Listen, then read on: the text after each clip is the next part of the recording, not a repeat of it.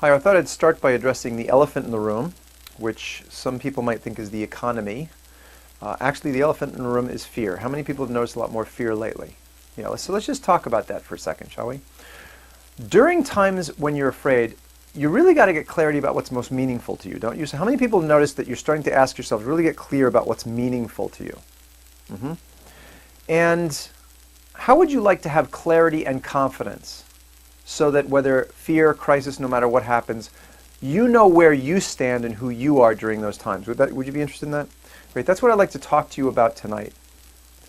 And in doing so, I want to really talk about what is fear.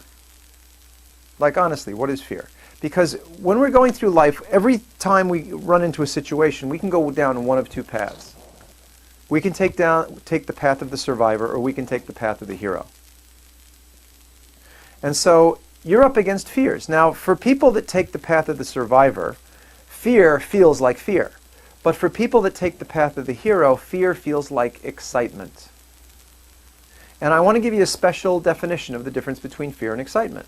Fear minus danger equals excitement. So let me ask, is it actually dangerous that the economy is going down? Anybody going to lose an arm here? Or anybody likely to have more cancer because? No. So is that fear or is that excitement? And look back at your life, at the moments when you've had to transition through something before. It made you stronger, didn't it? That which does not kill us makes us stronger. So right now we're going through a strengthening period where people are asking themselves what's most meaningful to them and transitioning through fear so they can realize that's not fear, that's excitement. But I want this to be real for you. So please take out a piece of paper and let's actually make that transition. Take out a piece of paper and write down the middle, a line, and write on the left side, what are the three things right now that you're most afraid of? What are the three things? Afraid of losing my house, losing my money, losing my car. I'm afraid of losing a relationship. I'm afraid, I may lose my job. Whatever the things you're afraid of, just write down those three. And then on the other side of the piece of paper, I want you to look at those fears and sort of transform them into what am I excited about becoming if I face this fear? In other words, if I don't go down the path of the victim, if I go down the path of the hero, what would I be excited about becoming by facing that fear? And take a minute and just write that down. So I'm excited about being free of all my financial burdens. I'm excited about simplifying my life. What are the things that you're excited about?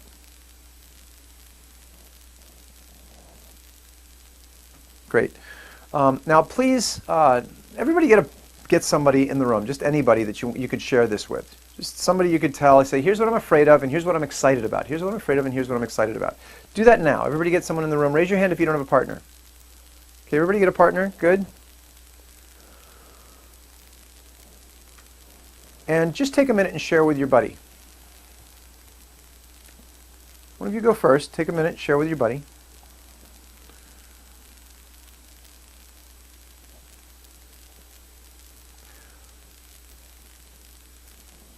Great. Who would like to share with the room? What are you afraid of? And what are you excited about that? Good. What are you afraid of? What are you excited about? Okay, great. And one more person? Okay, what are you afraid of? And how are you excited about that? Terrific. So I've already got you guys doing all kinds of backflips here. Would it be okay if I tell you who I am? Like, where I come from? And give you tell you a little bit about my background, because I did something incredibly courageous that had such a huge impact on me. It's still got benefits from that. I was at a period in my life where I had everything arranged on the outside of my life the way I wanted it. Very unlike what most people are experiencing right now. The outside world is not the way they really want it. And I got to a place in my life where I had the outside world pretty well arranged exactly the way I had dreamed of it being when I was in high school. And the problem was I was empty and lonely and miserable. I just wasn't happy. So I volunteered for an economic depression. I volunteered to lose my economic stability. I gave my company away and I went and became a monk for about 8 years. And during those years that I was in the monastery, I studied the lives of people that we call heroes. Because I noticed that those people weren't so susceptible to, the economic conditions and everything falling apart. So what I did basically was I volunteered for something that most people have to be forced through. And if you can imagine, here I am, ran in my own artificial intelligence company, was pretty successful at that, and I leave that to go, work on an herb farm, like a monk. I'm a monk. I'm working on an herb farm, picking weeds. Do you suppose after a few weeks of picking weeds, I started asking myself the same question that a lot of people have been asking lately? What's meaningful to me? If my whole life existence is going to be picking weeds, I really got to get to the bottom of what's meaningful to me. And so what I discovered was that when I spent time with myself despite those outer conditions and really worked on having a beautiful relationship with myself, taking care of myself, eating healthy, working outside, that life became impenetrable by outside stuff. Because look, I'm picking weeds. How many rubs am I going to get from the outside? There really weren't many at all. And so one of the things that I realized about myself when I started studying, looking at what's most meaningful to me is that I am committed to spiritual integrity. Some people are committed to honesty and trust. Some people are committed to kindness and compassion. Mother Teresa was committed to compassion. Martin Luther King was committed to brotherhood. And I got clarity about what I'm committed to is spiritual integrity, living in alignment with what's most meaningful to me, and working to see that other people live in alignment with what's most meaningful to them. And frankly, that's why I'm here today. Because I'm committed to seeing that you live in alignment with what's most meaningful to you. So we're starting to develop a theme. What's meaningful to you? When I studied the lives of these people that are heroes during the years that I was a monk, I found that the one thing that was the starting point for them was they had a flash of insight about what was most meaningful to them.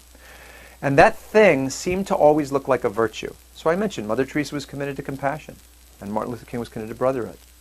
So what I discovered about people when they started on that path where they start really living authentically and with clarity and the confidence that we've been talking about is the period in their life when they figured out what their virtue was. We all have morals and ethics and virtues. What are yours? What are your deal breakers? When you know what those are, you know who you are in any situation. And so I studied the lives of these people that are heroes, and I found out that all of them were basically doing three things. The first, which we were talking about, is they knew who they were and where they stood. The second was they communicated powerfully and beautifully. And the third was they made a contribution to humanity. So let me ask you, who are some of your heroes? Who are some of the people that you admire, that inspire you? Anyone? Okay, great. So everybody get someone in mind. Who's one of your heroes?